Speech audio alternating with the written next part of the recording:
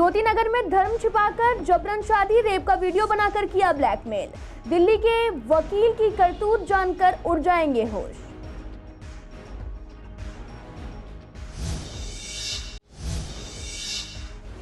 पूर्वी दिल्ली के guest teacher को नहीं मिल रही सुविधाएं, नहीं मिल रही मेडिकल लीव, दिहाड़ी मजदूरों की तरह कराया जा रहा काम।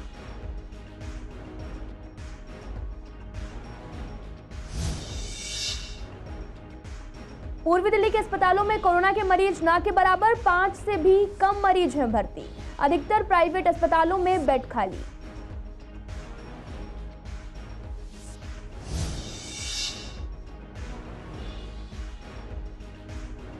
कलकड़ुमा में सड़क के पास गड्ढे ही गड्ढे, कुछ दिनों पहले धंस गई थी सड़क। कच्चे तरीके से दोबारा से बनाया गया था सड़क को।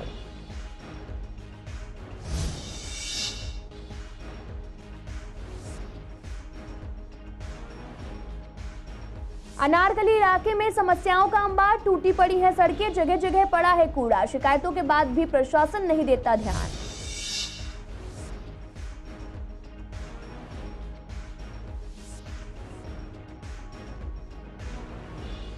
नमस्कार, मैं आपके साथ अंकिता पाल। आप सभी का पूर्वी दिल्ली खास में एक बार फिर से स्वागत है। रुक करते हैं खबरों की तरफ।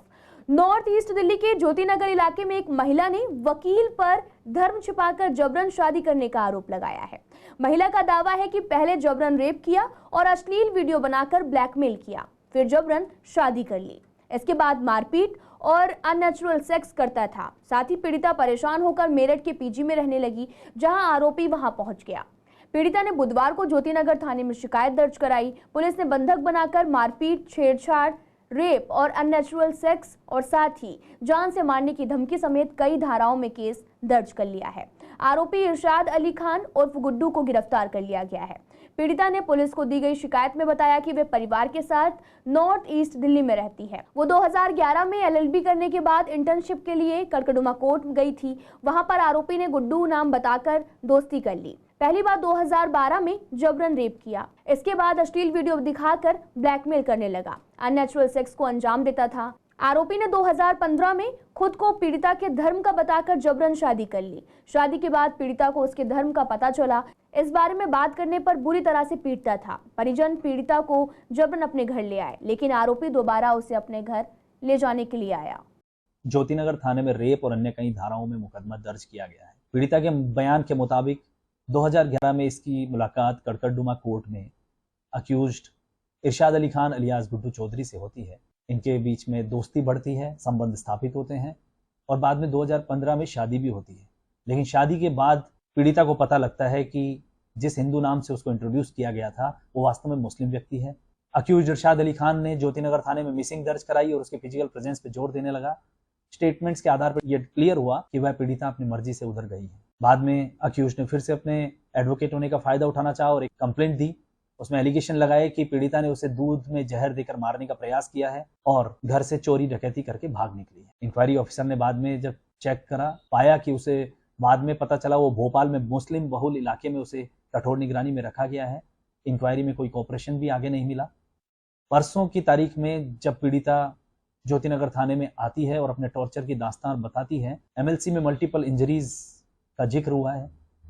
एनजीओ की मदद ली गई, पूरी कानूनी प्रक्रिया को अमल में लाया गया और रेप और अन्य कई धाराओं में मुकदमा दर्ज कर लिया गया है। दिल्ली के शिक्षकों की हालत बेहद खराब है, ऐसा कहना है गेस्ट टीचर्स का, जो पिछले काफी समय से जॉब में हैं, लेकिन उन्हें कई सुविधाएं नहीं मिल पा रही हैं। दरअसल उनका कहना है कि उनको ना मेडिकल लीव मिल पाती है और ना ही कोई अन्य छुट्टी मिलती है, और अगर वो किसी दिन छुट्टी करते हैं तो उस दिन की सैलरी भी काट ली जाती है। दिहाड़ी मजदूरों की तरह ही उनसे काम लिया जाता है, जिससे वो काफी परेशान है। सरकार केवल शिक्षा मॉडल की बात करती है, लेकिन हकीकत कुछ और बयां करती है। हाल ही में जो केजरीवाल सरकार ने 8,236 के लगभग गेस्ट टीचरों को परमानेंट किया है पंजाब में, तो मैं ये बात कहना चाहता हूँ कि दिल्ली के 22,000 गेस्ट टीचर्स हैं, उनको भी दिल्ली सरकार परमानेंट करे, उनको जॉब सिक्योरिटी दे। पर दिल्ली की सिचुएशन बहुत ही ख़राब है। दिल्ली के अंदर गेस्ट टीचर्स की स्थिति इतनी ख़राब है कि एक दिहाड़ी मजदूर है।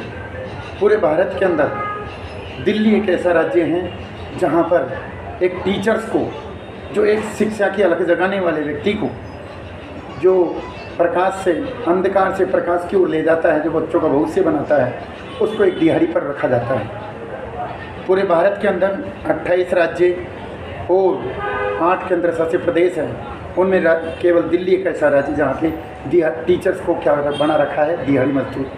साथियों, आप सभी जानते हैं कि पंजाब गवर्नमेंट ने टीचर्स डे के ऊपर अपने कच्चे कर्मचारी को पक्का किया। इस सरकार की अच्छी पहल रही, लेकिन दिल्ली के अंदर जब आम आदमी गवर्नमेंट बनी थी तो उन्होंने वादा किया था अपने मैनिफेस्टो में कि दिल्ली के जितने भी कच्चे कर्मचारी हैं उनको पक्का किया जाएगा। लेकिन टिल रिपोर्ट अभी तक किसी भी डिपार्टमेंट में किसी भी कच्चे कर्मचारी को पक्का नहीं किया गया। जैसा कि दिल्ली गवर्नमेंट में 22,000 के लगभग समथिंग गेस्ट टीचर्स काम कर रहे हैं, किसी भी गेस्ट टीचर को पक्का नहीं किया गया। काफ़ी संख्या में गेस्ट टीचर बाहर हो चुके हैं, उनके 6 साल से उनके वेतन में बढ़ोतरी नहीं हुई है, उनको कोई CL, EL कोई बेनिफिट्स नहीं मिलता, दिहाड़ी मजदूरी करते हैं। यमुना पार में कोरोना की रफ्तार कम होती जा रही है। अस्पताल में कोरोना के मामलों की संख्या भी काफी कम है। पूर्वी दिल्ली के अस्पतालों में कोरोना के 5 मरीज भर्ती हैं। पूर्वी दिल्ली के सरकारी अस्पतालों में कोरोना का 1 मरीज भर्ती है। GTB में 450 बेड पर 1 मरीज है। राजीव गांधी में 300 बेड पर 1 मरीज भर्ती है और ESI में 20 बेड पर 1 मरीज भर्ती है। तो वहीं प्राइवेट अस्पताल में भी 1 भी मरीज भर्ती नहीं है। कड़कड़ी मोड़ से कड़कड़डुमा तक जाने वाली सड़क पर गड्ढे ही गड्ढे हैं। वहीं इन्हीं गड्ढों पर बारिश के समय पानी भर जाता है और सड़क धंसने लगती है। जी हां, आपने सही सुना, तकरीबन 2 महीने पहले सड़क धंस गई थी। अब इसे केवल कच्चे तरीके से बनाया गया है और सारा मलबा सड़क पर यूं ही बिखेर दिया गया है। तो इस पर हमारी संवाददाता ने लोगों से बात की तो लोगों का कहना है कि यहाँ हर वक्त ट्रैफिक रहता है, वहीं लोगों को काफी समस्याओं से भी जूझना पड़ता है। क्या यहाँ पे जाम लग जाता है जी, गड्ढे खुदे हुए पूरा 1 महीना हो गया है। लेबर आती है, थोड़ा बहुत काम करती है, फिर चली जाती है जी। तो यहाँ पे मलबा वगैरह भी ऐसे ही पड़ा हुआ है? हाँ, मलबा भी ऐसे ही पड़ा हुआ है जी। और इसके अगर यहाँ पे जब स्कूल की छुट्टी है तो बहुत जाम होता है यहाँ पे जी। अच्छा। हम लोगों को निकलने बढ़ने में दिक्कत होती है यहाँ पे ज़्यादा जी। ये कम से कम 1 महीने से ऊपर का हो गया है। आते हैं 15-20 मिनट के लिए गड्ढा का काम करते हैं और चले जाते हैं। पता नहीं फॉर्मेलिटी पूरी करते हैं। कभी भी आके देख लेना इनको, 3-4 बजे करीब में आएंगे और थोड़ी देर हाथ पाथ हिलाएंगे, हंसेंगे और चले जाएंगे। यहाँ पे दिन में इतना ट्रैफिक हो जाता है। आज तो खैर संडे है, कम है फिर भी, लेकिन कल देखना, कल यहाँ पे कितना तगड़ा होगा ना। बच्चे खुद ही हुआ था या फिर गड्ढा किया गया था किसी पाइपलाइन के लिए? नहीं, ये धस की थी जगह बरसात की वजह से, तो उन्होंने फिर आके करा, उसके बाद फिर इन्होंने ऐसे ही छोड़ कर रह गया। ये ट्रैफिक जाम हो जाता है, इससे दिक्कत होता है गाड़ी वाले को बहुत। किसकी वजह से? गाड़ी की वजह से, यहाँ पर जो गड्ढा है गड्ढे की वजह से। अच्छा। गड्ढे की वजह से जाम हो जाता है इसीलिए। मगर ऐसे क्या हुआ इसको? रिपेयर हो रखा है या नहीं हो रखा, ये होना चाहिए। तो वहीं पूर्वी दिल्ली की अनारकली के गली नंबर 2 में समस्या का अंबार लगा हुआ है। इलाके की सड़क टूटी हुई है, नाली की साफ सफाई नहीं की जा रही, कूड़ा नहीं उठाया जा रहा है। इस वजह से लोगों को काफी दिक्कतों का सामना करना पड़ता है। यही नहीं, कई बार प्रशासन को भी शिकायत दे चुके हैं, लेकिन कोई भी सुनवाई नहीं हुई। लोगों का कहना है कि रोड तकरीबन 5 से 6 साल से बनी नहीं है, काफी दिक्कतों का सामना करना पड़ता है। हम लोग कई बार इसकी शिकायत प्रशासन से कर चुके हैं, लेकिन समस्या का कोई भी समाधान नहीं हुआ। ये करीब 5-7 साल हो गया है जी। न तो रोड बन रही है, न सीवर का लाइन खुल रहा है, न पानी टाइम से आता है। प्रशासन कह रहा है इस गली में अधिकतर बीजेपी वाला है और बग्गा साहब का बीजेपी वाला कह रहा है कि आम आदमी पार्टी के हैं। यहाँ पर बहुत ज़्यादा परेशानी है जी, देख लो आप हालत, काम हो रहा है। ये 2 पार्टियों की लड़ाई है बस आपस की। रोड हो गए करीब 5-6 साल, 6 साल से ऊपर हो गए हैं। तो क्या कहते हैं विधायक साहब? विधायक साहब कहते हैं करवाएंगे, अभी फंड नहीं है। तो मतलब आए नहीं है एक बार भी जीतने के बाद? नहीं, यहाँ नहीं आए। ये कम से कम 15-17 साल हो गया मेरे को, आज तक जो है कोई विधायक इस गली में। एक बार बग्गा जी आए भी थे, मगर उससे पूछे एड्रेस में, मैं बोले सर इसके रोड के बनवाओ, मगर वो बोला हाँ करेंगे। मगर 15 साल हो गया, आज तक कोई नहीं आया इस गली के अंदर। निगम पार्षद भी है, वो भी निगम पार्षद आके देख के चले गए थे, मगर आज तक कोई नहीं। पूर्वी दिल्ली के बालाजी रामलीला के अंदर अभी से रावण का ढांचा तैयार किया जा रहा है। कारीगर का कहना है कि ढांचा तैयार करने में 1 महीने का समय लगता है और जिस तरीके से कोरोना काल के बाद भव्य रामलीला का आयोजन किया जा रहा, तो रावण का ढांचा भी है और उसकी जो ऊंचाई है वो 70 फीट तैयार किया जा रहा। वहीं कुंभकर्ण और मेघनाथ का भी ढांचा 65 फीट का ढांचा तैयार किया जा रहा है। अच्छा है, पिछले साल बहुत कम काम हुआ था, छोटे पुतले बने थे।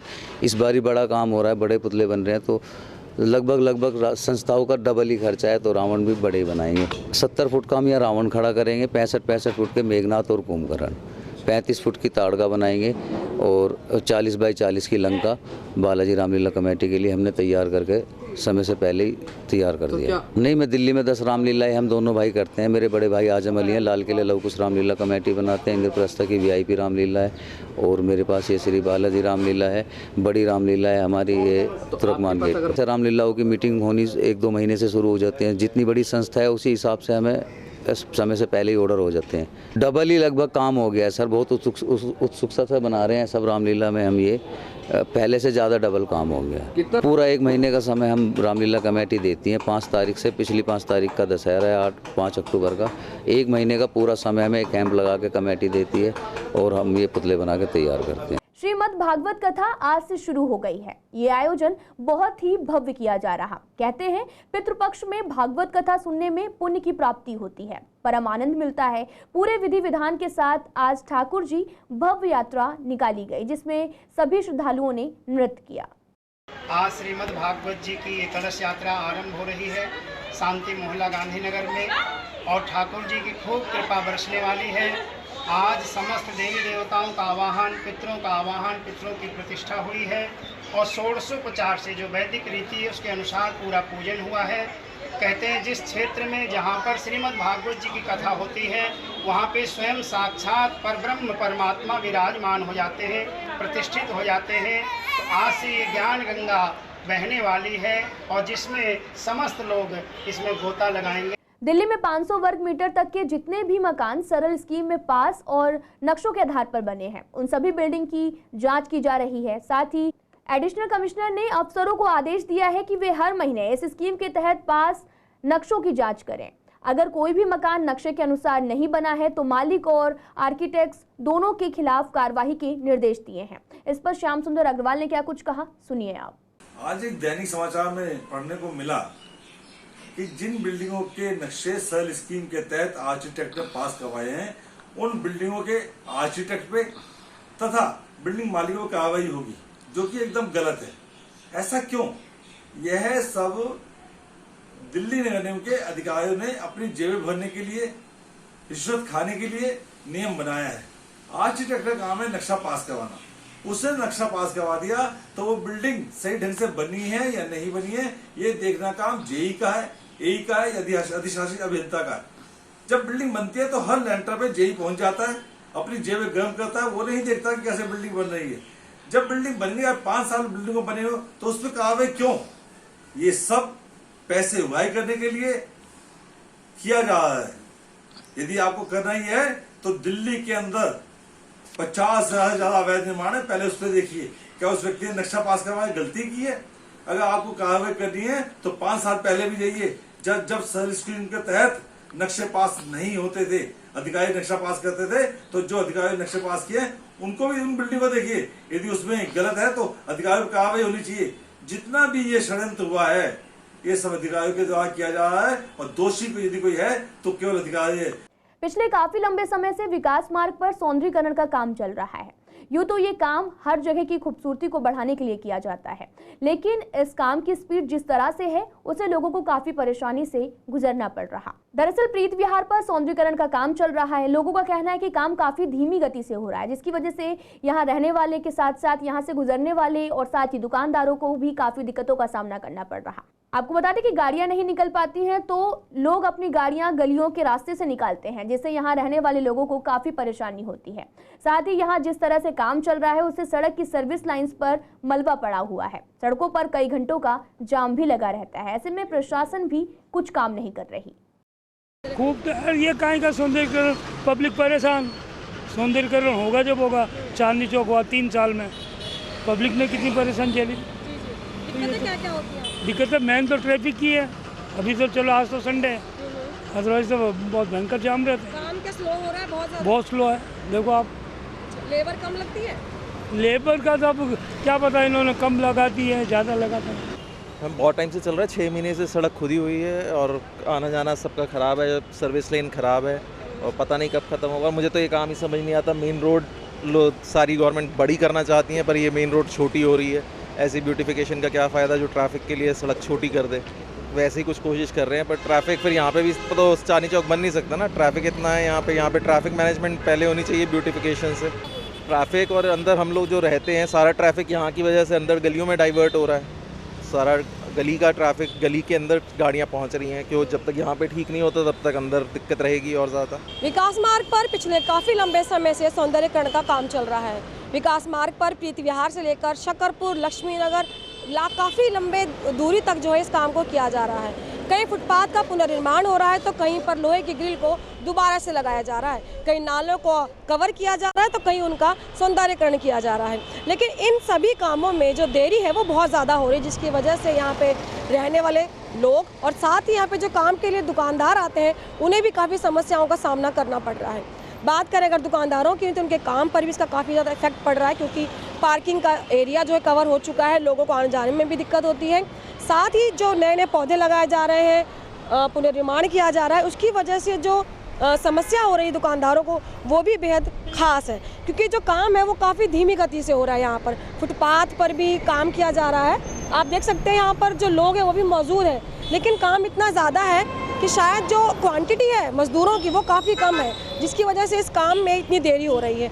सरकार को ये चाहिए कि इन लोगों की संख्या को, इन मज़दूरों की संख्या को बढ़ाया जाए, जिससे कि इस काम को जल्दी से जल्दी पूरा किया जा सके। और इस मार्ग पर जो भी लोग आते हैं, जो भी काम के लिए आते हैं, क्योंकि विकास मार्ग ऐसी जगह है जहाँ पर कई लोग अपने काम के लिए यहाँ पर आते हैं, ट्रैफिक बहुत ज़्यादा यहाँ पर इफेक्ट होता है, लोगों को समस्याएं जो होती हैं यहाँ पर बहुत ज़्यादा देखने को मिलती हैं, लेकिन उसके बावजूद जो काम की गति है वो बेहद धीमी है, जिसकी वजह से यहाँ के सभी लोगों को काफ़ी परेशानी होती है। इसका समाधान सरकार को जल्द से जल्द करना चाहिए, जिसकी वजह से यहाँ पे आने वाले लोगों को, यहाँ से गुजरने वाले लोगों को कोई भी परेशानी ना हो। कैमरा पर्सन ललित कुमार के साथ Sonia Sharma, CCN। Peak hours में अब दिल्ली वासियों को जाम से मुक्ति मिलेगी। दिल्ली हाईकोर्ट में सड़कों पर मानव रहित बैरिकेड्स को लेकर जनहित याचिका दायर की गई, जिसमें हाईकोर्ट ने सरकार और दिल्ली पुलिस को नोटिस भेजकर जवाब मांगा है, जिसमें दिल्ली पुलिस ने जवाब दाखिल करते हुए कहा कि मानव रहित बैरिकेड्स को हटाया जाएगा और पीक आवर्स में भी गैर जरूरी बैरिकेड्स नहीं लगाए जाएंगे, ताकि बैरिकेड से लगने वाले जाम से दिल्ली के लोगों को मुक्ति मिल सके। दिल्ली हाईकोर्ट में मानव रहित बैरिकेड्स को लगने वाले जाम को लेकर जनहित याचिका दायर की गई है, जिसके बाद दिल्ली पुलिस को कोर्ट ने फटकार लगाते हुए जवाब दाखिल करने के लिए कहा था। जिसके बाद दिल्ली पुलिस ने जवाब दाखिल किया और कहा कि पीक आवर्स में बैरिकेड्स नहीं लगाए जाएंगे, वहीं मानव रहित बैरिकेड्स भी सड़कों से हटाए जाएंगे, जिसके बाद दिल्ली वालों को शाम के समय पर लगने वाले जाम से निजात मिलेगी। देखिए, होता क्या था कि लगातार दिल्ली पुलिस के सामने एक चैलेंज होता रहा कई बार कि वायरलेस पे अचानक किसी अपराधी के भागने की सूचना आती थी, तो उस समय पे बैरिकेड लगाना कई बार मुश्किल हो जाता रहा। तो इसीलिए लगातार ऐसा होता रहा कि बैरिकेड लगे रहते थे और पीक आवर्स में भी लगे रहने के कारण लगातार जाम का सामना दिल्ली के लोगों को करना पड़ता था। पर अब जैसे जनहित याचिका दाखिल होती है, उसके बाद हाई कोर्ट ने डिसीजन दिया है, उसके बाद आप देखेंगे पूरी दिल्ली के अंदर आप जाके देखिए सब जगह से बैरिकेड दिल्ली पुलिस ने हटा दिए, खासकर पीक आवर्स में। और वैसे भी जहाँ पर भी पुलिस का कोई कर्मचारी या पुलिस का कोई अधिकारी खड़ा नहीं होगा, वहाँ पे बैरिकेड आप अब नहीं देख पाएंगे। यह अपने आप में बहुत बड़ी राहत है, क्योंकि लोगों के मन में हमेशा यही रहता था कि जाम्स का सामना उन्हें करना पड़ सकता था, लोगों को आधा घंटा पहले निकलना पड़ता था। अब मुझे लगता है काफ़ी राहत मिल पाई। फिलहाल इस बुलेटिन में इतना ही। तमाम खबरों के लिए आप देखते रहिए CCN लाइव।